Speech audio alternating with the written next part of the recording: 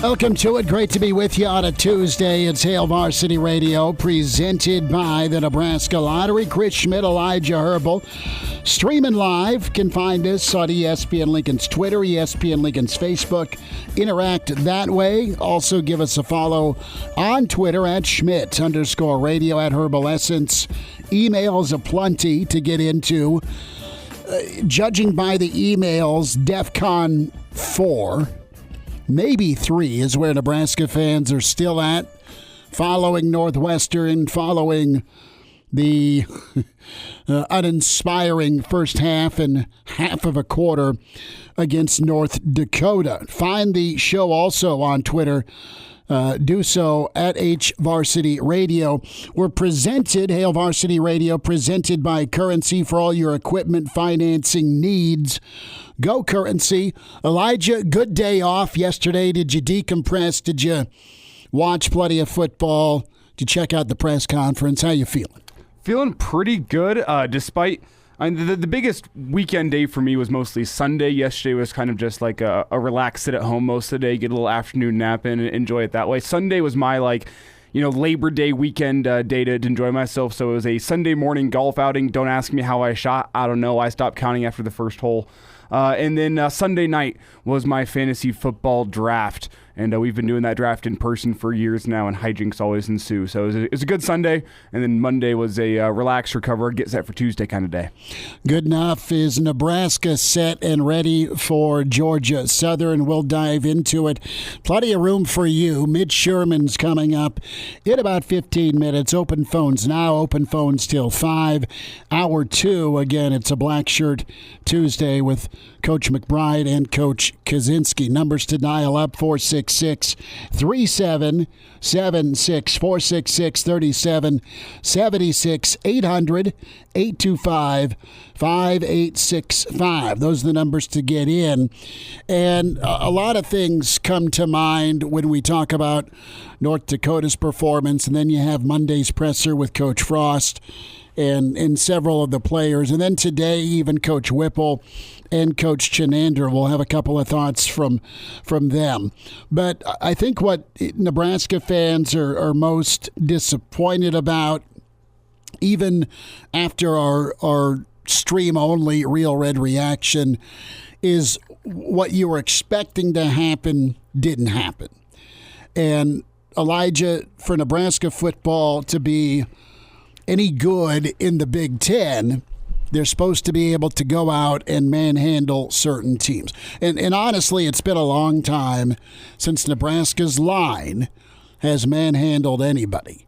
The last time they did it, I think you got to go back to the Foster Farms Bowl in a big moment, and they just pretty much physically crushed UCLA. That's all the way back in 2015. There's been years here and there, or games, I should say, here and there, where they've been okay. The Ozigbo years were fine. I thought you had a better line then. This year's line, though, is still a work in progress. Both lines, quite honestly, a work in progress. And I think what Nebraska fans are ticked off about, well, you should be ticked if you didn't take North Dakota in the points. But aside from that, what you wanted to see is Nebraska line up and physically dominate someone. You wanted to see Nebraska line up and physically just drive the football. The good news is you found your dude in Anthony Grant. So whether there's a hole there or not, he's a jump cut away from getting to the second level and beyond. Can that be the case in Big Ten play? You better hope so. You've got Casey Thompson that can throw the football, and out of either halftime or to start the ball game, whatever's scripted's been beautiful. I mean, they've put up points when they've had to out of the gate. They've had pretty good rhythm and momentum. There's not been slow starts for Nebraska football. So there's beer being half full a little bit, where they've started well. They've been really pretty good in the red zone. They leaned on a run game, and that's all keys to success for the Big Ten. But you had Nebraska fans booing. at the end of the first half. You had Nebraska fans freaking out. The ill-timed or executed squib kick. And then some of the same things have showed up defensively. They're not getting home routinely, either when it's a pressure or a four-man front. The other part of it, too, is tackling. You have 29 missed tackles in 2 games. You had 14 against Northwestern. You had 15. And a lot of that is second-level tackles. You have some first-level tackles that are missed. And this whole recipe speaks to the angst and anger. I mean, there's some hopelessness that you've attached to this football team after Northwestern and, of course, the performance against North Dakota. The defense couldn't get off the field against North Dakota, hence the time of possession obscenity that was a reality in that first half. And you just don't know if it's going to get better. We'll know against Oklahoma how much better Nebraska's gotten. We'll know because this is a bit of a trap game, Elijah. Yeah, we're going to go there. Georgia Southern's a bit of a trap game with an experienced quarterback, a salty head coach, and some quick twitch athletes that are going to come to town then aren't afraid. So all of this could build up to be a really good lesson for Nebraska, but they've got to ace the test. One quiz being Saturday night, and then your major midterm already is a week from Saturday with big noon kickoff here. Yeah, and you mentioned one thing that I want to spend a little bit of time on, the fans booing at halftime. I want to hit it. There were some players that were unhappy that the fans were booing during halftime, and my read on it was much more of a frustrated with the coaching staff for burning timeouts, trying to get the ball back before half. And well, 2-minute drill was going to happen, Elijah. Come on now. Finish your thought with the booing. Yeah, I just don't think the players took it personally as like, oh, you're booing our performance here whenever we're coming off an international travel and we came in a little flat and we're still playing pretty well. It's just we only had 20 offensive snaps to run on the first half. And I think there was a lot more of that directed towards the coaching staff for how that game was managed and what their expectations were. What are you doing, calling timeouts, you mean? Yeah, that's exactly what I think. But also at the same time, you were tied at 7 with North Dakota going into half. I don't think booing was out of the question from a fan base. And I know greatest fans in all college football, Nebraska fans, I'm sure there's people in the stands looking at the person next to them booing, going like, what are you doing? That's what we do as Nebraska fans. What are we watching? At the end of the day, yeah, this is Nebraska, a team that's top 25 in the country in terms of resources, in terms of money, and you were tied at 7 with North Dakota at the half, a North Dakota team that was bad last year. Well, don't kid yourself. We'll take some phone calls here. Don't kid yourself. You didn't have the football. So to have a touchdown and a missed field goal, you could have had 10 points. 10 points in 20-plus plays, you'll take. The disappointing part is not getting off the field, I'll say it again, defensively. And I don't know, if I had to lean, the bigger liability right now is your defense.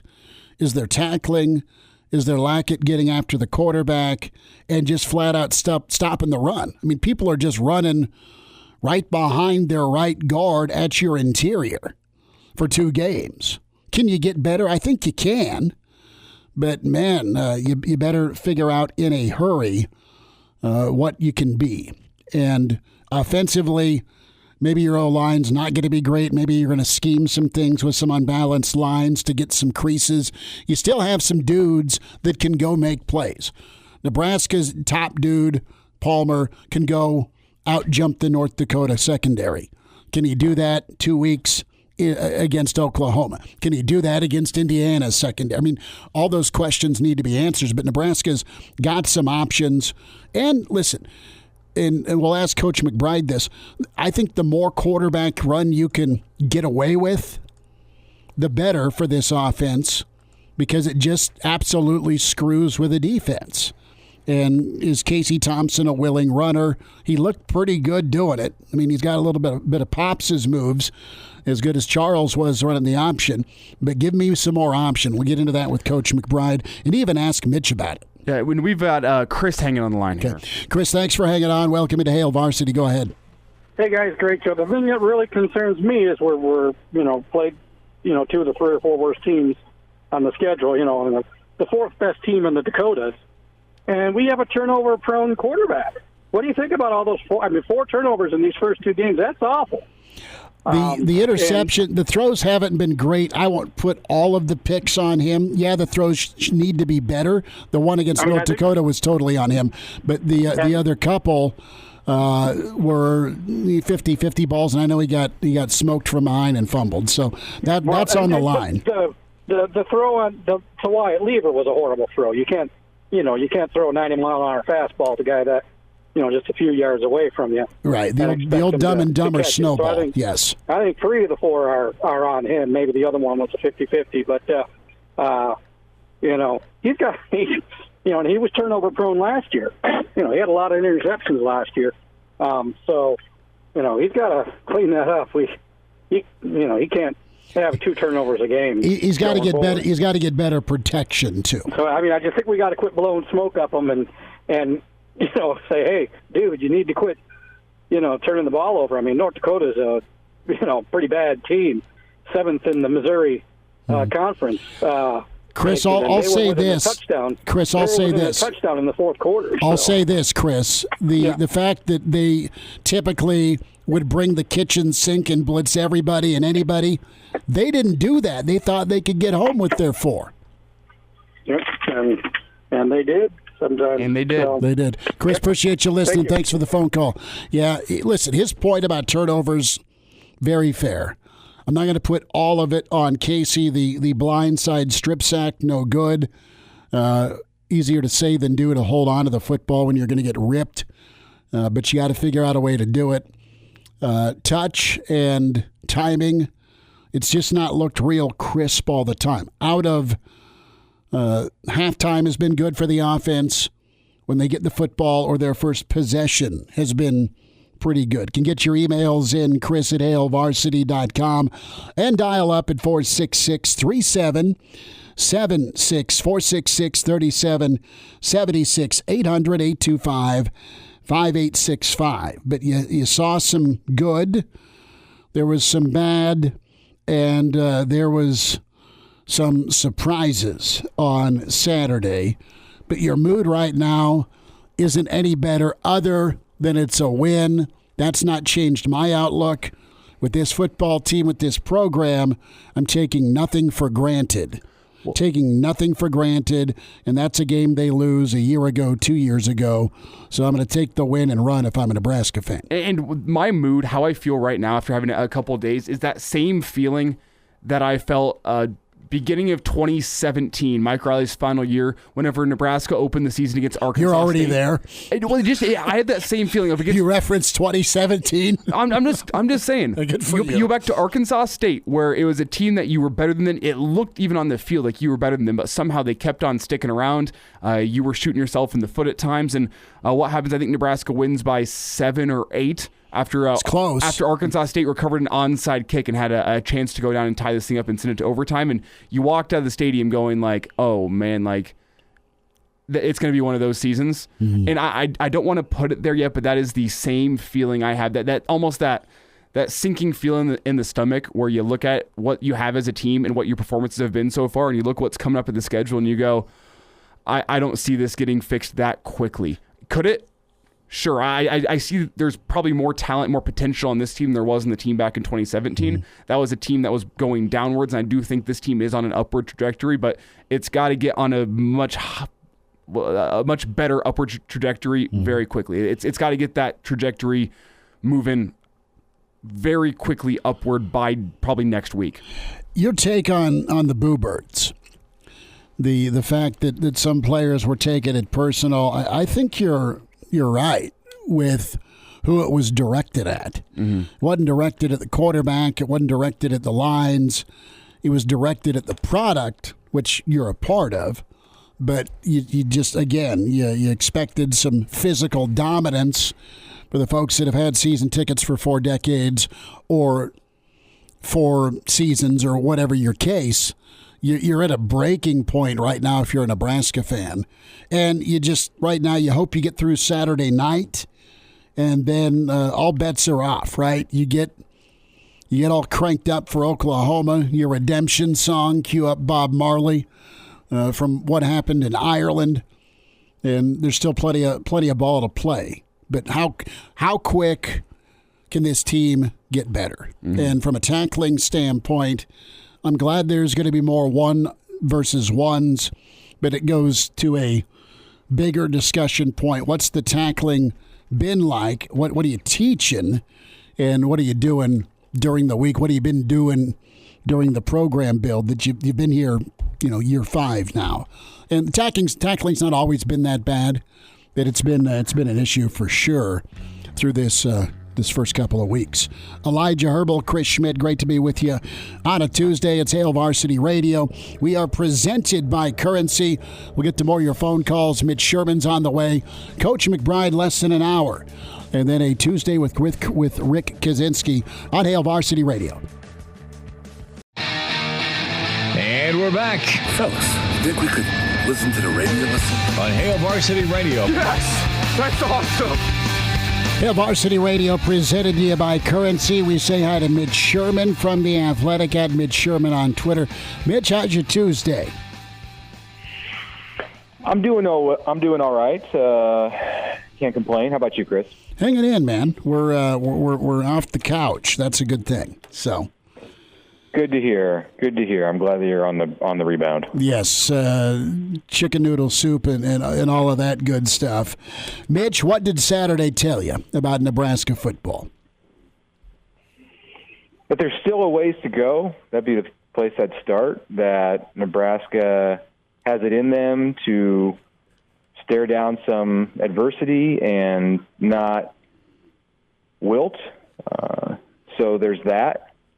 The level of competition is going to increase, and it's going to be more difficult in the weeks ahead, every week ahead, after this week, but even this week probably, to come back from a moment that doesn't look good. But you got to start somewhere, and it had been a long time since they had tasted victory, since this team had won a game. So to do it in really any fashion, if it had been 20-17, I think we'd all be sitting here panicking a bit, or watching Nebraska panic, or watching the fans panic. But it'll definitely take 38-17, no matter the path that it required to get there. Mitch Sherman's with us, Hail Varsity Radio, and Mitch with The Athletic. Mitch, Nebraska leaned on the ground game. They leaned on Anthony Grant. As you look at this team, you were right on about the adversity, facing that and overcoming for the first time in a long time. But the formula was the ground game. And what did you think about Nebraska turning to that when they did in the second half? That's the team that Nebraska wants to be. And I think that Scott Frost understands, and amid all of this conversation, I'll call it, about how the plays were called and who called the plays, I do think that there's a recognition on the part of the head coach that he's been around this conference among the offensive coaches, along with Sean Beckton, longer than anyone. This conference being the Big Ten, not the Missouri Valley that they were up against on Saturday.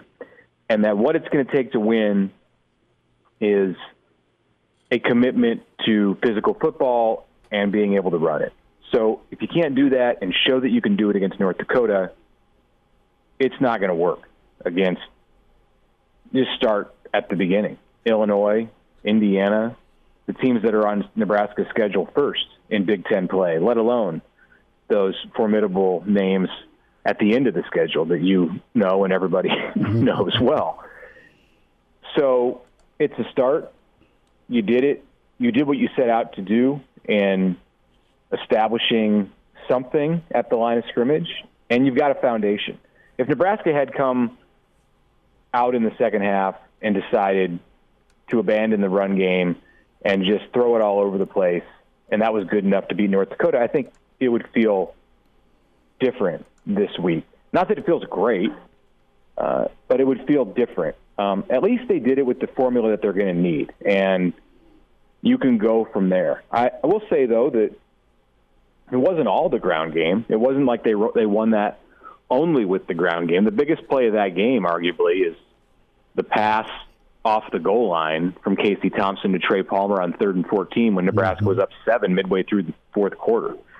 If that ball is not caught by Trey Palmer, and he made quite an effort to adjust to that and beat at least one, maybe two defensive backs who had an opportunity to knock it down. If that ball falls to the ground or is picked, Nebraska's in a really precarious position in the fourth quarter. And I think everybody's thinking, I can't believe we're watching this again. So while the run game put Nebraska in position to win and initially got it the lead in the second half, Casey Thompson and Trey Palmer bailed them out a bit with the pass game.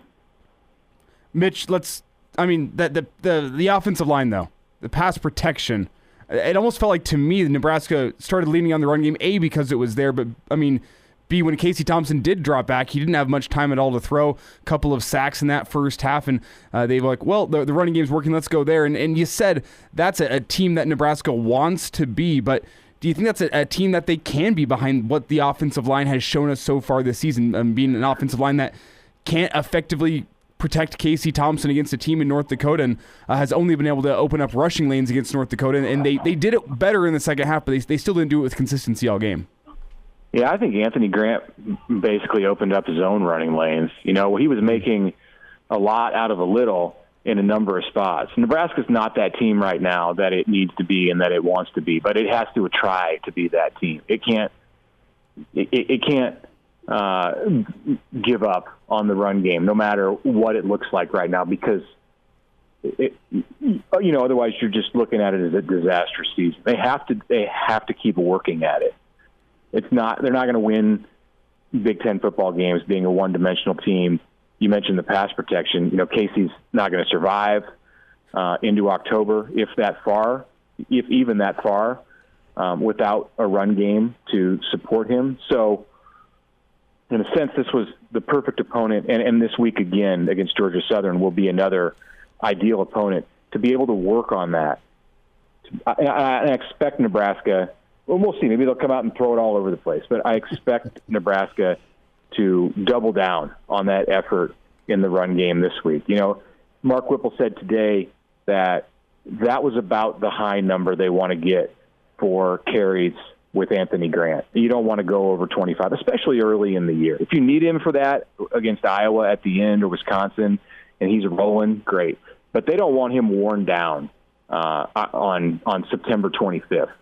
So I think you'll see an effort this week by Nebraska, not just to commit to the run game and to have some momentum going into OU with what they're doing on the ground. They're going to do it with a number of backs, I would think. We saw A.J. Allen, and I think we'll see some others, unless the game just dictates that Nebraska has to throw. If they commit a turnover early, something goes wrong in special teams, Georgia Southern's the kind of offense that could put up a couple touchdowns. And then if Nebraska gets in a position where it has to throw and it can't run the ball, that's it because of the game situation. That's a real problem against that opponent. They need to continue to find a way to run the ball so they have that to rely on, even if it's not their bread and butter in the Big Ten. Otherwise, there's just not a path to enough victories in the Big Ten to have this be a successful season. Mitch Sherman joins us. It's Hail Varsity Radio at Mitch Sherman on Twitter. Read him with The Athletic. Mitch, you had a story come out, great feature on Mickey Joseph, and you had a chance to get caught up with some of the friends and family of Mickey that really are smiling that he's back in Lincoln. Yeah, thanks for mentioning that. Was hoping that story was going to work out of the home opener. I had my doubts through the first half and part of the second half. Wasn't going to write about Mickey if Nebraska opened with a loss against North Dakota. That just wouldn't have it wouldn't have hit. But things worked out to be able to do that in the second half of the game, and I'm just happy to be able to tell that one. Had kind of wanted to do that for quite a while, and decided that the home opener in his homecoming, his first game inside of Memorial Stadium on that field in more than 30 years, was a good time to look back and look ahead and talked to Trev Alberts. I talked to Steve Taylor, who was the quarterback at Nebraska when Mickey Joseph was recruited, and Steve had some fun memories and some fun things to say. Talked about how Tom Osborne kept him as far away from Mickey Joseph as possible when Mickey was being recruited, knowing the personalities of both of them. I don't think Mickey wanted to see this QB from California who had 2 years of eligibility left throwing the ball all over the stadium. And I don't think Steve really wanted to see the hotshot kid from Louisiana. So that was fun. And those two have reconnected since Mickey has been back this last year. And it was really interesting to get Steve's perspective and interesting to get Trev's perspective. And as you said, just to be able to retell that story about Mickey's family, the 5 Joseph boys. They're basically brothers, but they're cousins. Mickey has 2 brothers, and then he has the 2 first cousins, Derek and Terry. And we remember Terry as the Nebraska secondary coach and for a couple of years under Bo Pelini. So, Mickey's somebody I think that people right now are excited about, and it's good to be excited about some of the things with Nebraska football right now because there's some discouraging things too, as we know and as we've discussed. But I think the hope for a lot of people is that he can be part of this program for an extended period of years, and he and his family would like that to be the case. Mitch, about 60 seconds, taking the points, giving the points, hypothetically here with Georgia Southern coming in. It's a 22-point line? Yeah. 22.5. Yeah, I mean, this is like one of those ones that looks too obvious. I don't really see Nebraska winning this thing by 20-plus points. I'm not putting any stock really in Georgia Southern taking care of Morgan State, but I haven't seen that. Georgia Southern's going to have some athletes. They're going to throw the ball. I suppose there's a scenario. There definitely is a scenario where Nebraska just controls the clock with its run game and keeps the ball away from Georgia Southern, and then you could win 35-10, something like that. But no, I would take the points on this one and expect it to be maybe not a nail biter, but closer than 21 or 22. How many safeties with Iowa State? I'll go with 1. Okay. 1 safety in this game. I'm trying to be realistic. I was going to say like 6, but let's be realistic here. 1. It's going to be a weird game. That's all I can tell you. That's all I know. These games always are, and this is the one that Matt Campbell has to win. This is the game. This is it. This is the dragon that he has left to slay. He's done everything else. He's beaten everybody else except Iowa. And this is it's in Iowa City, so tough. But I think this has to be the year for him. Mitch Sherman. Find him with The Athletic at Mitch Sherman on Twitter. Mitch, we'll talk to you on Saturday, but thanks for the time. Okay, thanks a lot. Bye-bye. There it is.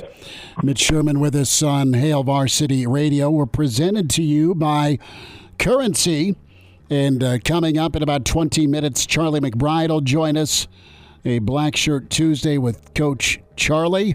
Uncle Charlie chimes in, and then Rick Kaczenski with us. Phones are open for you the next 20 minutes, so get in line. If you're on hold, stay there. And more with Hail Varsity, thoughts on North Dakota as we look towards Georgia Southern with Hail Varsity. Chime in 402-466-ESPN or email the show, Chris@HailVarsity.com. Just try me. Back to Hail Varsity Radio. Thanks for spending time. Hail Varsity Radio presented to you by Currency. Chris Schmidt, Elijah Herbel can chime in on Twitter at Schmidt_radio, at Herbal Essence for Elijah, or at H Varsity Radio. Some emails to get to. Phone lines are jammed. We'll get your calls on North Dakota. Pete with us to get kicked off here. Pete, thanks for calling. Go ahead. How you doing today? We're good, man. Thanks for calling. Well, I'm going to give my opinion, and I'll see if you agree or disagree. Sure. I think for this offense to really move the ball, that quarterback has to keep the ball on some zone reads. He has to scramble when he's got pressure and no open receivers. And what that does is really change a defense when that quarterback scrambles. I'm not sure he's a willing runner or willing to do that. But if this offense is going to go at all, he's got to be more involved in running the football one way or another. The second part that's been very disappointing to me is the middle linebacker play. Through 2 games, our middle linebackers have really gone downhill, haven't really improved. And I don't know who they've got really to put in at the middle linebacker play. That pure freshman, he's not ready. I think it's Clarvek or whatever. He came in and did a better job in the fourth quarter. But the defensive back and the middle linebacker play has not been good this year, in my opinion. And on offensive line is not real good, but that quarterback has to be willing to take that ball, tuck it, and do some running to open up the defenses. Pete, you're right on with the quarterback run game. We touched on it a little bit earlier in the show, but you need a willing runner at quarterback. You saw Casey keep it and then scramble as well, and he's got. Thanks for the phone call, Pete. We'll let you get out. But no, that's a great point. And moving forward, you need to see it because it's going to help the O-line. It's going to help diversify the run game.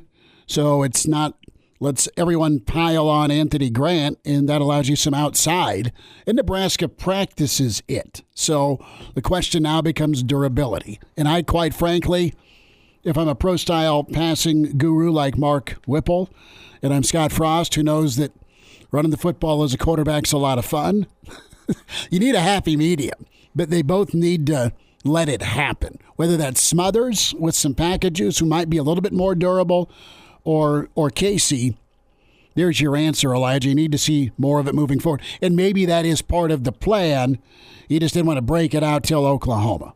Yeah, at this point, find a way to survive in advance. But it's not like this game wasn't in the balance in the third quarter whenever you needed some yardage. And you saw some run. And you saw some quarterback run. I think Husker fans would like a little bit more, and we'll see what that looks like moving forward. But I think you saw how Anthony Grant was playing as well, and you said, you know what, I don't necessarily think we need to add in too much quarterback run here once those rushing lanes started opening up a little bit. And I think that's a big positive from this game is the fact that Anthony Grant did solidify himself as RB1, maybe the only real positive takeaway from the game on Saturday. But there's still way too many spots across the starting 11 on both sides of the ball where I don't think the coaching staff knows who the best guys are to put in there yet. When you talk about the linebacker rotation, as Pete said, the rotation up front on the offensive line, there's too many spots within this team where you would hope by week 2 of the season you would know who the best 11 are on each side of the field. I don't think this team knows yet. Well, the interior defensive line has not kept people off the linebackers.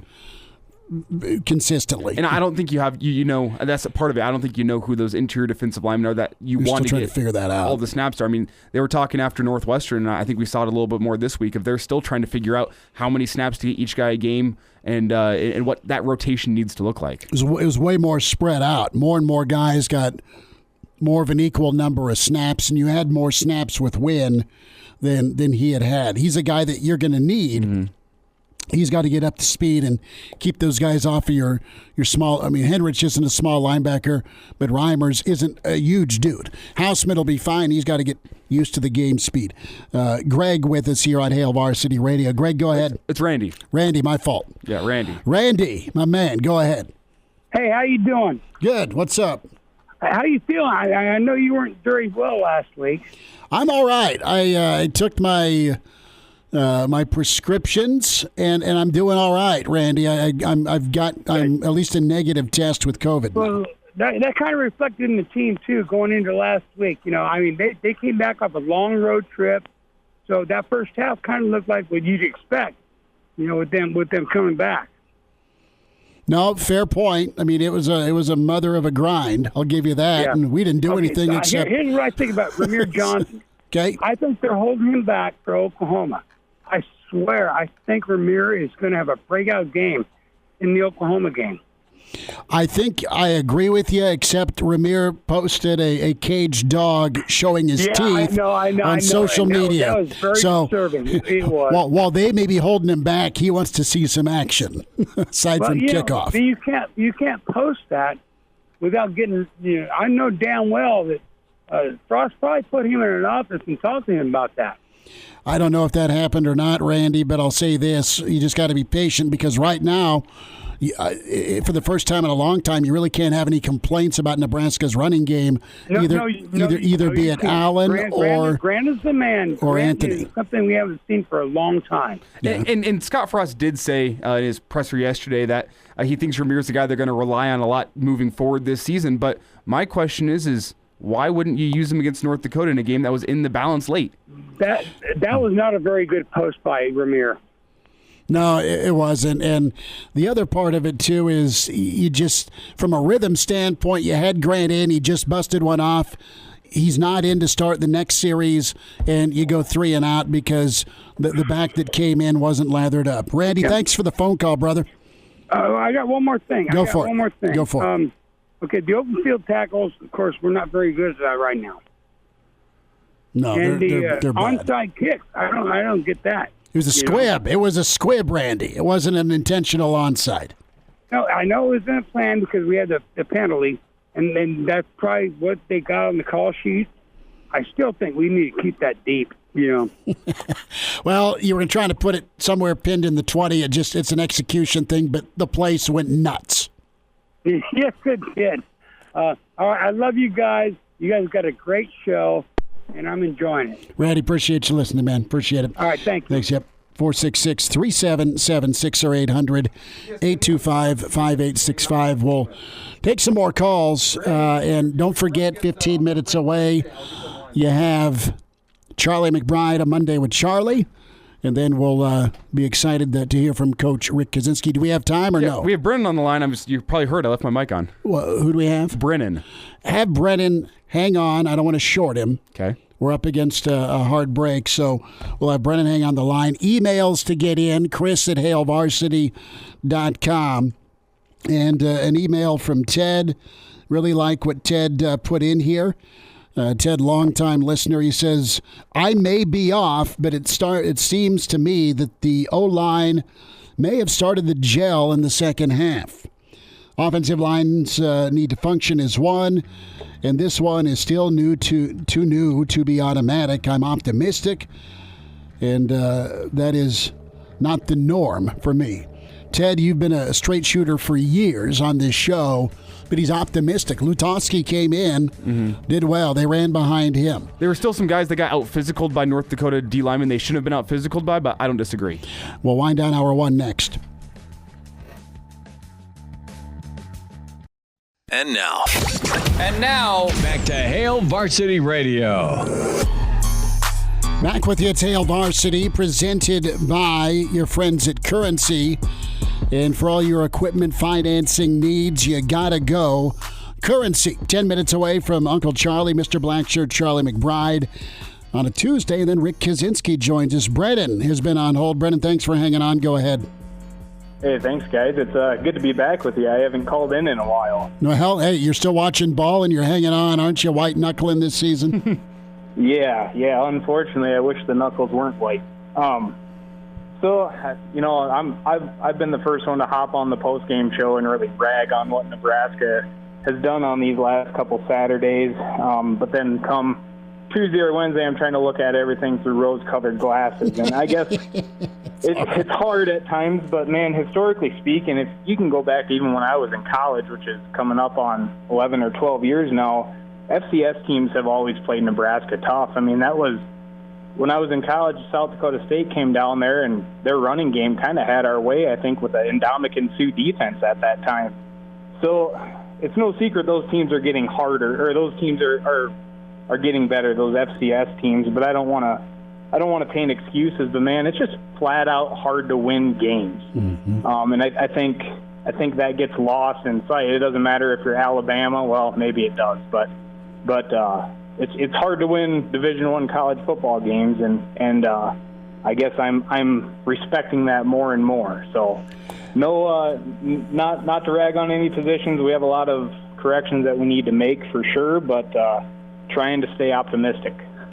No, and I think there's a good portion of the fan base. Brennan, thank you for listening, brother. Always appreciate your input, and thanks for the phone call today with the show and your post-game contributions as well. And, yeah, I mean, there's a section of the fan base that is absolutely like that, where dude, just going to tuck it under my arm and grit my teeth and fall forward, right? Let's find the end zone. And then there's the fan base that needed to see the jump. And there's a lot of arrows this week, and that's also deserved because you've had some of these guys on the lines of scrimmage, whether they're new faces, they've been in programs. I'm optimistic about O'Shawn and what he can give you.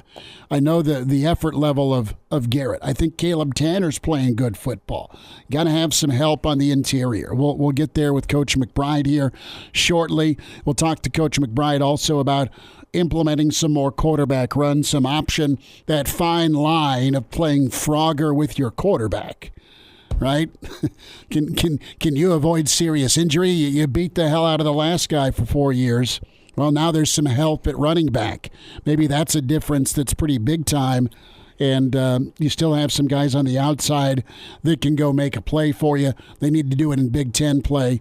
Soon enough, Oklahoma's coming to town, and that'll be electric, assuming you survive, and you should, this week against Georgia Southern. Reminder to get buckled up. Using your seatbelt saves lives, prevents injuries only if properly worn. Buckle up.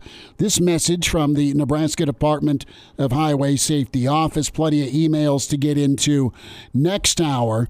And a pretty funny sit down with Ed Orgeron. Coach O and Stuart Mandel threw this out there. I know there's been some criticism and backlash with Lee Corso still doing game day.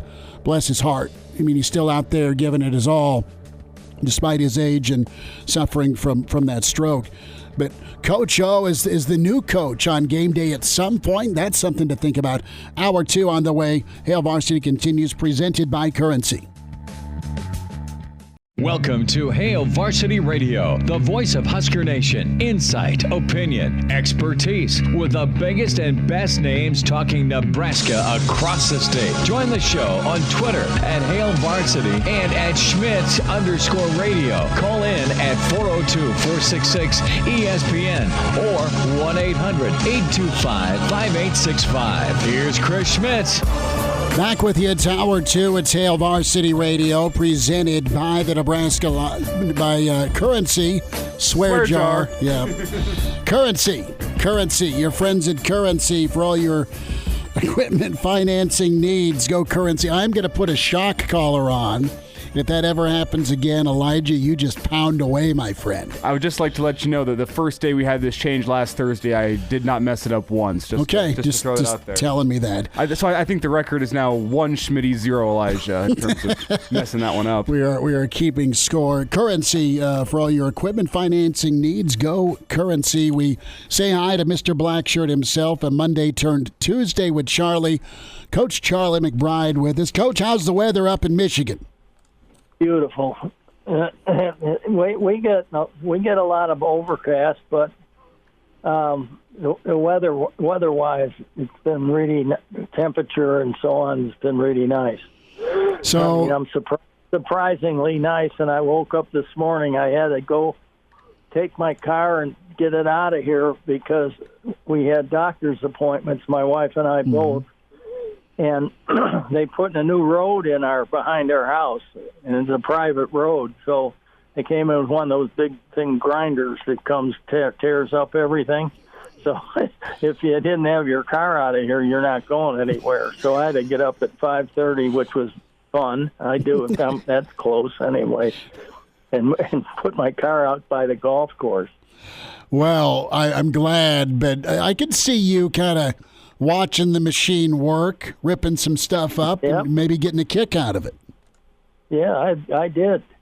I was waving at the guys and laughing at them, and they tore the joint up pretty good. Well, probably makes you think back to some offensive and defensive lines, doesn't it?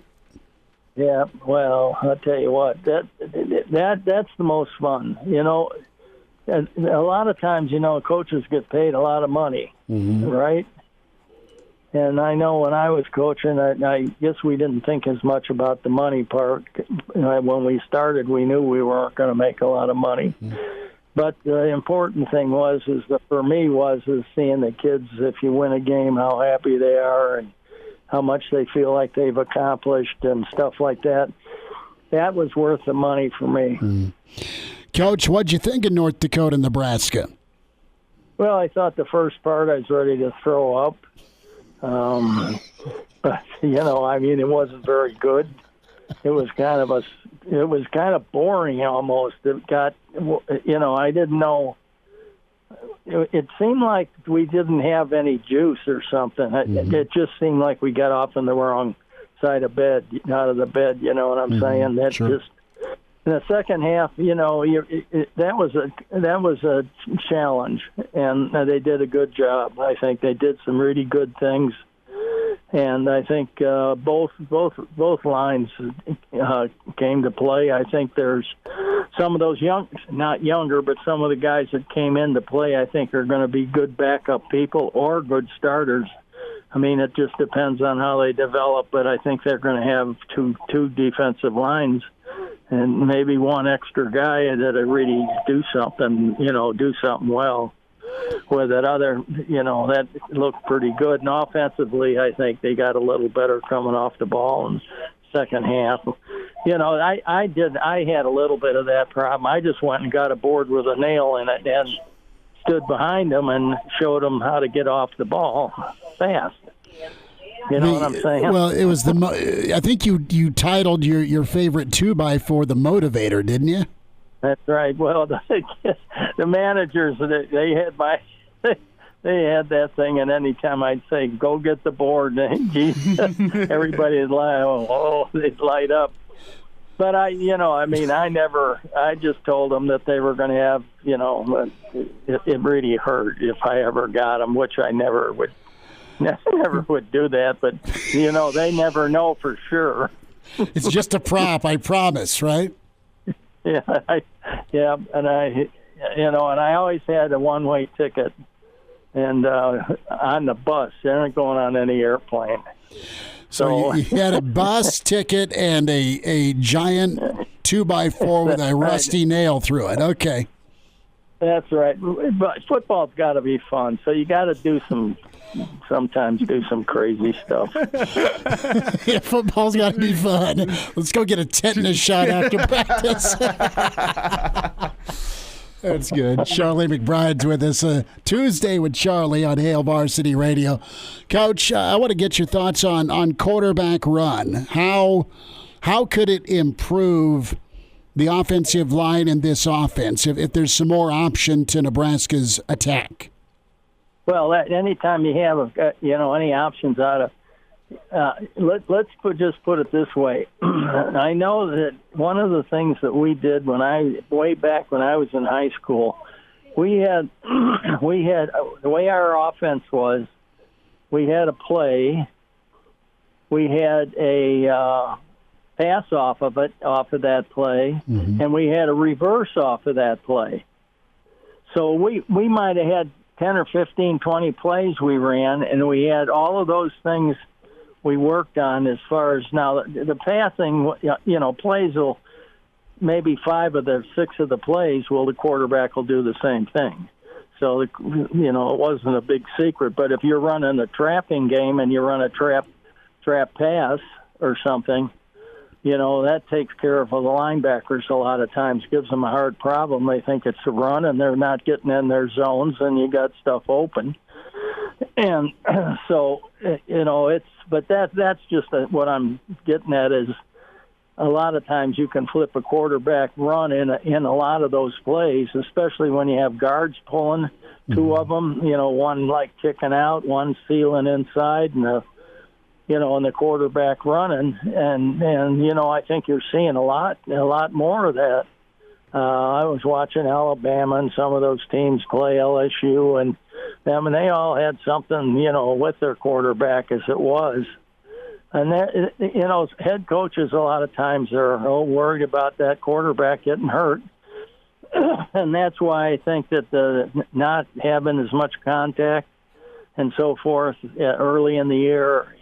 Not only is it not good for the lineman and as far as teaching, but it's not good for the quarterback as far as, if you're going to treat him like a baby and don't let anybody hit him, he's going to be hurting in the first game, and that first whack he takes, he's going to be, something's going to be sore, or you're not going to be used to it. Otherwise, they just jump up and laugh at you and go back to the huddle. Mm-hmm.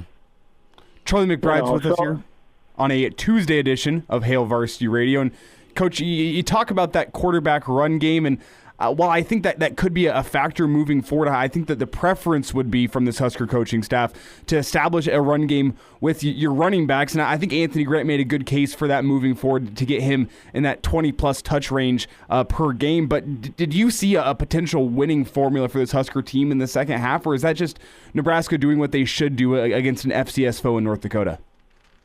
Well, I think you saw a pretty good quarterback running game when Martinez was playing for us. That was built into the offense because he was a good runner. I think Thompson's a good runner. Yeah. I just think he's been put in a position where he doesn't have to. Now, when you go back, he's probably got a little bit of what his dad hit. Really could run with the ball. He was big-time stuff. And all the quarterbacks that I see that they have can run. There's not. So if you have, and again, you've looked at running quarterbacks a little bit when you recruited. I know at least when they first came here, when Scott first came here, he was a running quarterback. And when he started in his program, if you look back at UCF, his quarterback was a running quarterback. And as you know, our offense was pretty big on running, our quarterback running the ball. So I think in his mind, he's got a little bit of that in him. And I think that's probably a good thing, because you're not taking away. If somebody gets hurt, you got another guy that can run too. And that's where, some schools have one guy that can run and one guy that can't. And when one's hurt, one's not, then where you can find the quarterback usually. Charlie McBride's with us, Hail Varsity Radio, a Tuesday with Charlie. Coach with us. We were off yesterday, recapping Nebraska. What's your thought with the fan base, Coach, and what's realistic about improvement on both lines of scrimmage, because Nebraska's not been throwback dominant where they've just lined up and out-muscled somebody. Maybe that happens this Saturday, but Oklahoma's around the corner. Big Ten football's around the corner, and some of Nebraska's opponents look pretty stiff on both lines of scrimmage. That's Indiana, that's Illinois. I'm not even into Wisconsin or Iowa yet, or Michigan. Well, here's the thing. Young people, when they're young, they really don't understand what it really is. It really takes. I've asked the kids how many guys in here have played as hard as they can play, and you'll have a few of them raise their hand, and I played as hard as I can. And my answer to them is, no, you haven't. Simple. You haven't played hard yet. And you don't know what playing hard really means.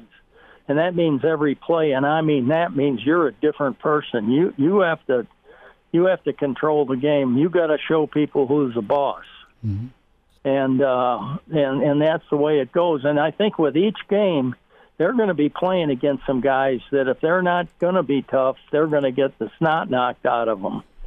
And so I think that it helps. The experience part of it is the best teacher. Mm-hmm. And mistakes are a great teacher. It's, you don't, because naturally you don't like mistakes. Who likes them?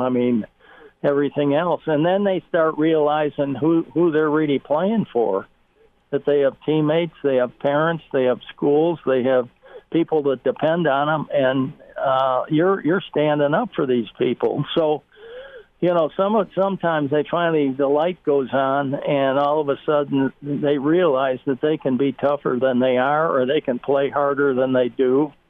And I don't mean, you have to, like Coach Osborne said the first time I heard him talk to the team.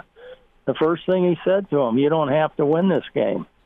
I about fell out of my chair. I didn't know what was going on. I thought I was in the wrong place. But he said what you do have to do is play every play as hard as you can. and the score will take care of itself. And if you get beat, and you've done that, you got beat by a better team, and you got nothing to be ashamed of. And that, you know, that's pretty simple saying that. Sounds simple, but it's really truthful. I mean, a lot of times guys play as hard as they can play, and they lose. But they feel good about themselves, and they feel good about the team because they played as hard as they could, and you know they did. And, you know, and I've been in those games where we've gotten beat, but the other team I knew was better. We gave them everything we had. And so it's a mind game sometimes, and I think a lot of kids learn. The more you get beat up, the more you learn. And I know one of Woody Hayes used to say something to the effect where there's no way to clean your soul out than get the snot knocked out of you. You know? Coach, we got about a minute here. Are you worried about the tackling? I'm always worried about the tackling. 29 missed tackles in 2 games, though. You know, you can work on tackling. It's learn to tackle in the open field. Mm-hmm. Now, if you look at, just watch some of these running backs, what they're going to do when they see those guys on film diving low and doing that stuff on the ground, they're just going to jump over them. Mm-hmm. They're going to just jump over and keep running, and that guy, you're going to get nothing but air. So, you know, you have to go back and you have to start thinking about where your eyeballs are going and where your shoulders are going and things like that when people are coming at you. And you have to, you know, if you run up to a guy and he's doing all that shaking around, go ahead and go stand in front of him. I mean, I'm just talking about you wouldn't stand there, but go up there and get under control, okay? And the thing you need to do in the open field is get a hold of him. Take him, get a hold of him. You have friends that are coming, okay? And they know, and you know where they are. So if you're the corner, you want to keep him. You want to keep him so he doesn't get outside of you. Right. Okay, and that's simple. That you know where your help's coming from, and something like that. But listen, if you grab his shirt, wonderful. He isn't running down the field, that's for sure. And you have to pull his shirt to get him down. That's the way you get him down in the open field. You're never going to make form tackles 99% of the time in the open field. Charlie McBride with us. Coach, we will holler next week. How's that sound for Oklahoma week? I'm going to go to that game. Good. I'm going to find out if there's Oklahoma bring some of their assistant coaches so I can still get after them. I love that. We'll get you some chicken wings, too, next week. Okay. That'll be good. Take care. Okay. Thanks for having me, guys. All right, Coach. Okay. Talk to you next week. Bye now. There he is, Mr. Blackshirt, Charlie McBride. Good to get caught up with Coach. He's fired up. Love to see him back in Lincoln. Coach Kaczenski on the way, a Tuesday with Kaz on Hail Varsity. And now, back to Hail Varsity Radio. Back into it, it's Hail Varsity Radio. A Tuesday with Kaz, Rick Kaczenski with us, longtime Nebraska and Iowa coach. Kaz, I'm back out of the COVID dungeon. I'm sure you shed a tear for me. Yeah, I didn't realize you had COVID, man. So a lot of that going around, but so you're back to normal and feeling good as new. But air quote normal. I figured you put money down that I was locked up abroad. So yeah, I don't know. Yeah, COVID. That's good. I guess it's good excuse, right? Everybody's going to buy that. So a detox after your Ireland trip. Yeah, detox. I think the Mayo Clinic got one of those week-long intensive recovery programs up there. I got sent away. That's the E! True Hollywood story. Kaz, we'll get into some football around the quarter. I thought if you saw a little bit of North Dakota, Nebraska, what'd you take away from Saturday? You know, I was able to watch a majority of the game. It just looked like everybody was a little bit tight, man. You know, it looked like the players were pressing. I get the expectations. Hey, man, we're Nebraska, it's North Dakota. Should be up on them. 4 scores in the first half, all that. And there's a lot of merit to that. I saw a tight football team. I saw a team that was kind of playing, and I've been on teams, I've coached that way, mistakenly, where you're trying not to make a mistake, right? You put a lot of pressure on the kids.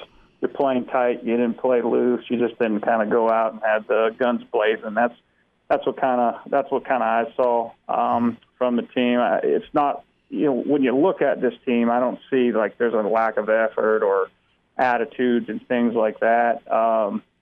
Schmidt, I've been on some really good football teams as a player and as a coach.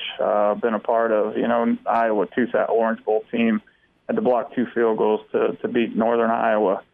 McNeese State. If we'd have played them, 100 times, we probably would have beat them 99 times by 4 scores. But needed Amir to pull it out. There's just things that happen on Saturday when you get a bunch of kids on a field. I'm not making excuses. I'm not an apologist. There's a ton of work to do. There's a ton of things that watching a TV copy, it's really tough to see. But there's a lot of things that I didn't like. The touchdown on the goal line, kid went in untouched. Obviously the turnover, and just kind of the whole overall rhythm of the offense for about 3.5 quarters. You still just didn't see that rhythm, that smoothness, that gelling.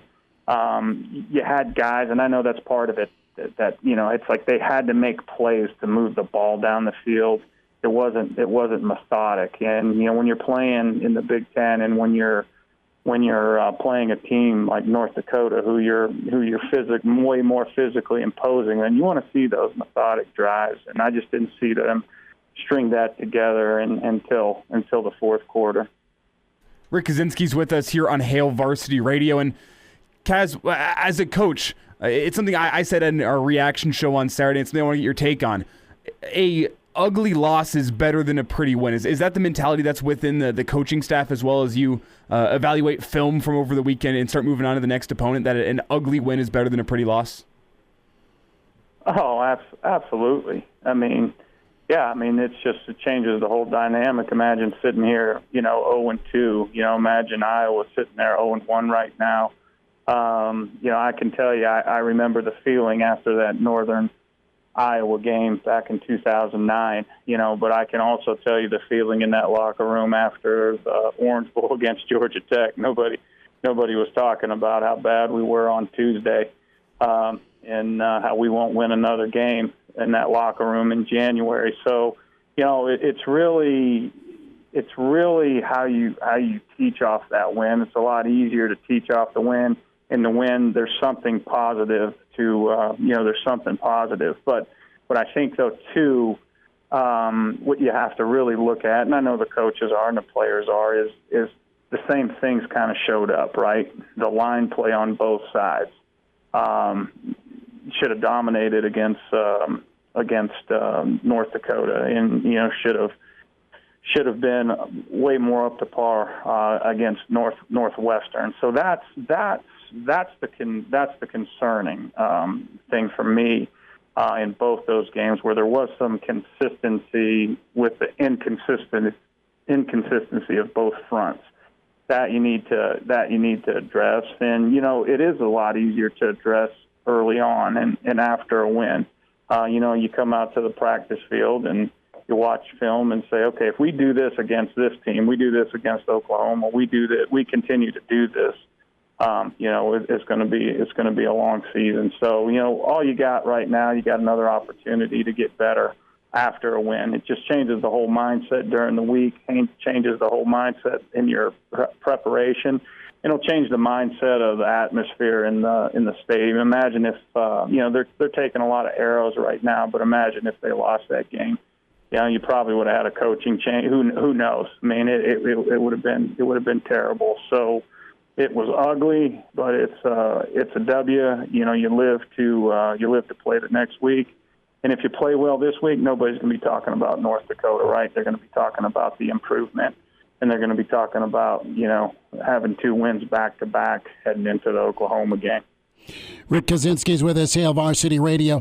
Kaz, what do you know about Coach Helton? He's at Georgia Southern now, experienced quarterback, pretty crazy passing attack. What's Saturday shape up to be, a night game at Memorial? Well, you know, it should be a tough environment for them to play in. Obviously, you know, you got the advantage right there. You know, night game in Memorial Stadium, so you know the fans. You know, they'll make it hard, right? They'll make it hard on that offense. That offense, there's a lot of no huddle. There's a lot of communication. There's a lot of things coming from the sideline. There's a lot of checks. There's a lot of you know, signals communicated between the quarterbacks and the receivers. So, you know, Nebraska should have the advantage. The crowd can make that tough on an offense like that. You know, but also Nebraska's defense got to get them off the field. You know, Nebraska's got to keep the fans engaged. You know, the players got to keep those fans something to cheer about, something to get after them. But you know, they get the ball out quick. You know, it's not a team that's going to line up and run the ball. But they're not afraid to run the ball. There is a lot of RPOs and those type of things. So you got to be really, really honed in with your eye discipline. And you know, I hear people all the time. I even heard announcers Saturdays about watching quarterbacks. No, you don't watch the ball. You watch your receiver. You know, unless you're in some type of like a, you know, drop 8 where you're spot dropping and, you know, you got the quarterback in front of you and you're just passing things off, then you read the quarterback's eyes. But, you know, you got to be tuned into the route combinations. You got to pass things off. You know, and that's when I was watching LSU, that's what LSU didn't, or that's what Florida State didn't do on that last drive. And you're going to see a lot of those concepts, you know, a lot of those crossers, a lot of those breakers, a lot of split coverage routes, a lot of high-low reads that are going to get the ball out of this quarterback's hands quickly. So, you know, what you got to do, you got to get in throwing lanes. It's going to be hard to get home against this guy because the ball's out so quick. But what you got to do, you can't give up scrambles, easy yards. You got to stay 2 by 2 in your throwing lanes. And what I mean by that, you know, when quarterbacks scramble, I can guarantee that 3 guys are on one side of the ball and 1 guy's on the other. It never fails. So you got to stay 2 by 2 when you're not bringing pressure. And when you're bringing pressure, you got to get home quick. And you got to get your hands up, and you got to get different colors flashing in front of that quarterback's eyes. You know, and what they want, you know, they want to throw slants. They want to get penalties. They want you, you know, and then they're going to take their shots on their slant and goes and off their RPOs and things of that nature. But to me, I like this matchup with the personnel that Nebraska has. I think Nebraska matches up well with their nickel and their dime personnel, and I think they'll be able to get, you know, I don't know if they'll be able to get home. It's not about getting home against a quarterback and an offense like this. It's about disrupting them. It's about making sure that this quarterback's feet aren't set when he throws the football.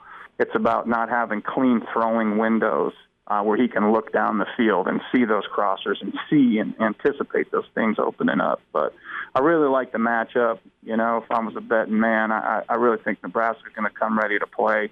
This is a game they need, especially sandwiched in, especially with, you know, the way they're perceived how to play and what they're hearing and, you know, all the rhetoric that's going on after the North Dakota game.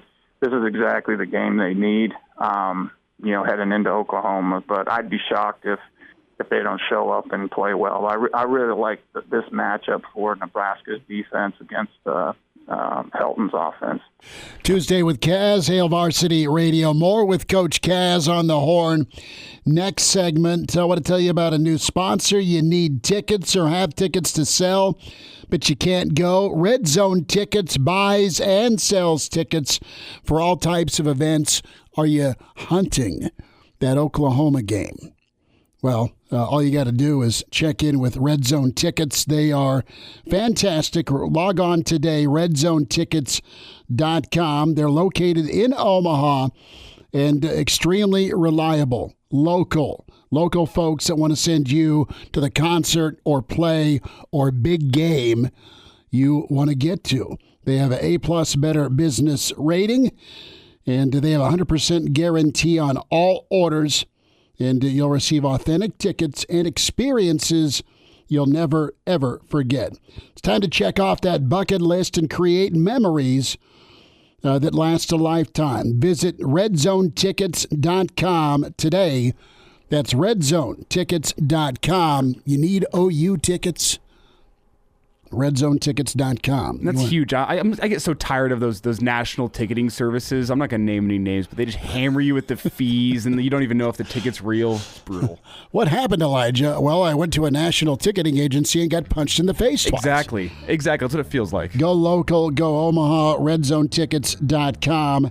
That's Husker football and volleyball, NFL, Creighton basketball, concerts. Think of all the events that are up there at CHI they can handle for you. Redzonetickets.com.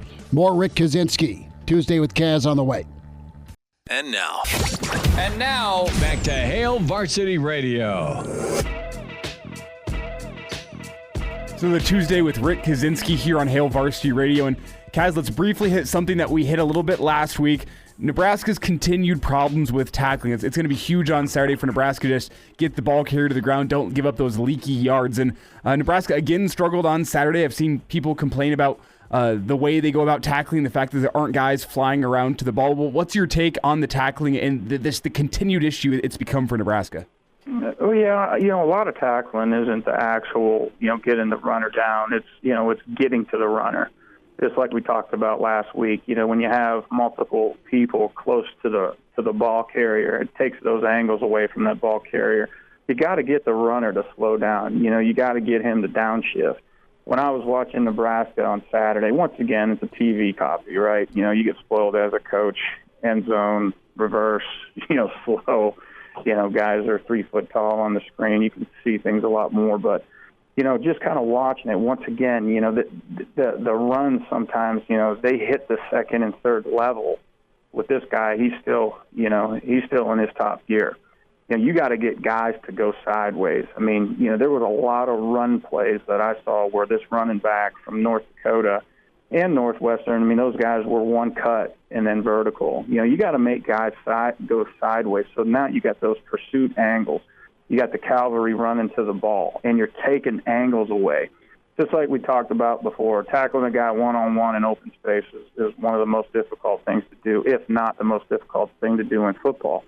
So you got to get people running to the ball. When you look at that touchdown that they scored in the third quarter after the interception, and he ran through the A-gap uncontested. That's what you can't do. He hit the end zone at the same speed that when he came through the line. You got to make that guy make a second cut. You got to make him go sideways.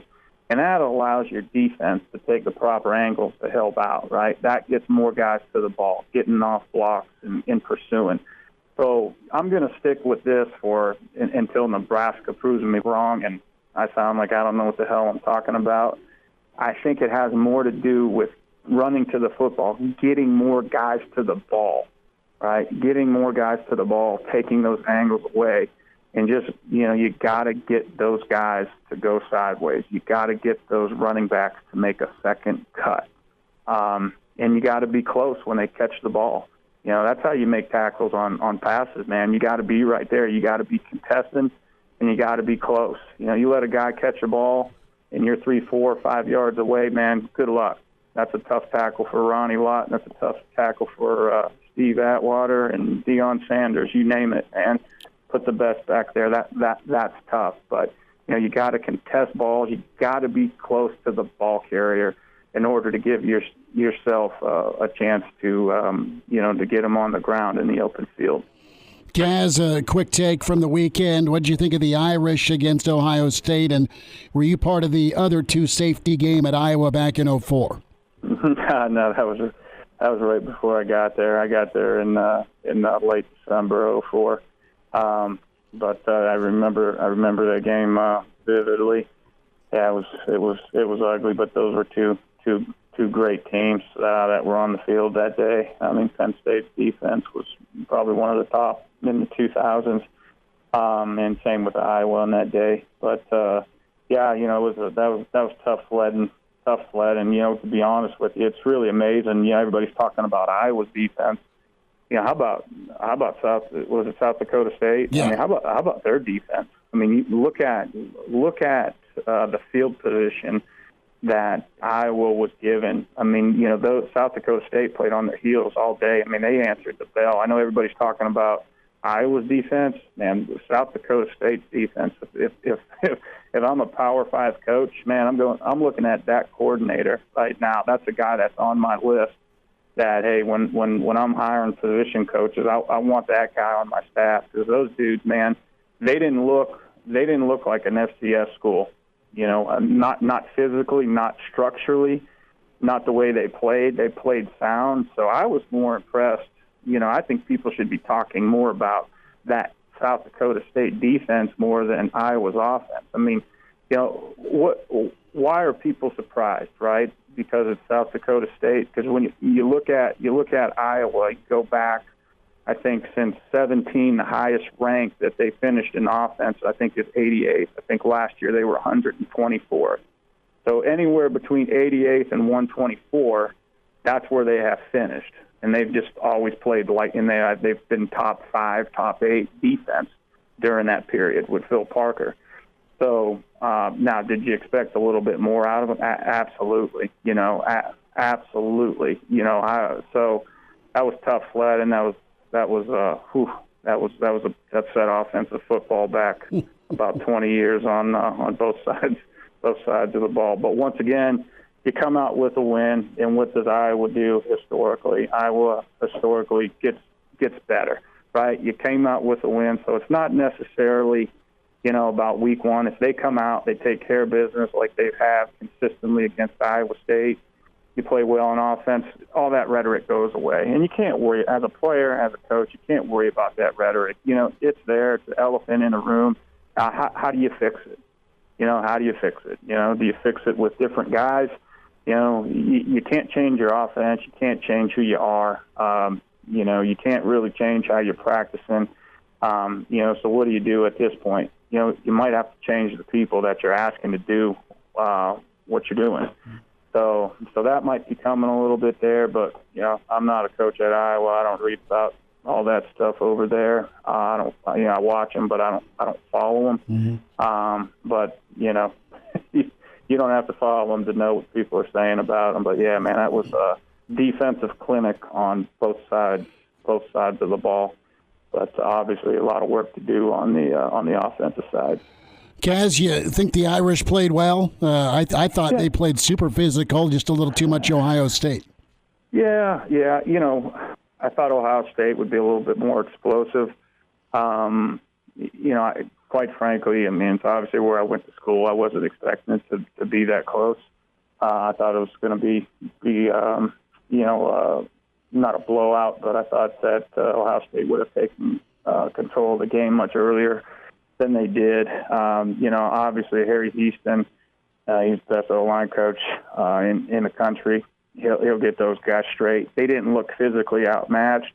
To me, both teams looked the same. I mean, it looked like two fast football teams. It looked like two physical football teams. It looked like, two athletic football teams. So I think when you look at Notre Dame teams in the past when they played and I'm going back, 12, 15 years ago. I think that when they played the Ohio States, they played the Alabamas, it looked a little bit different. Those guys looked a little bit different. So when you put that TV on Saturday night, Notre Dame kind of looked like Ohio State. They weren't out athletes. whatever, how am I want to say it? Out-athleted, is that a word? Yeah, Probably not, but I'll say it anyway. Got it. But I didn't see that, They didn't look slow. They didn't look like they belonged. Now, that environment, toughest environment in the country at night, unbelievable hard place. Thought the quarterback handled it well. Ohio State's just talented, and in my opinion, they just had at the end of the day, they had some more dudes. They had some more dudes that have been in those situations, and they rose to the occasion. Ohio State was a team that made more plays than Notre Dame. Rick Kaczenski at Tuesday with Kaz. Kaz will get caught up next week, ready for Oklahoma. Thanks for the insight today, bud. You got it, partner, man. Glad you're feeling better. Thanks, guys.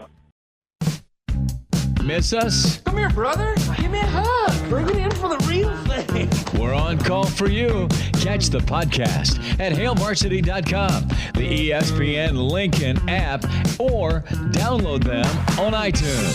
Saddle up, partner. Back to Hail Varsity Radio. One final time, Hail Varsity Radio. Chris Schmidt, Elijah Herbel. Big thanks to our Black Shirt Tuesday, Coach Charlie McBride. An extended sit-down with Rick Kaczenski. Hail Varsity Radio presented to you by Currency for all your equipment financing needs. Go Currency. Tomorrow's show, Mike Babcock with us. Evan Bland will join us from the World Herald. Husker Hall of Famer and college football Hall of Famer Zach Wiegert. Going to be a big weekend for Zach, Tony Finotti, Bruce Pickens, some Husker greats getting the nod, and, of course, the announcement at the stadium under the lights at Memorial Stadium. So what a thrill it would have been to be a waiter or just a paid patron at the Little Rock, Arkansas Touchdown Club. Coach O made an appearance. I'm so grateful of my time for LSU. That was my opportunity. Coaches got a shelf. Some coaches got 50 years. Some coaches got 12. Mine was 6. Good. I got to tell you, we had a meeting. Said, Coach, things are not going well. No Ray Charles can see that, brother.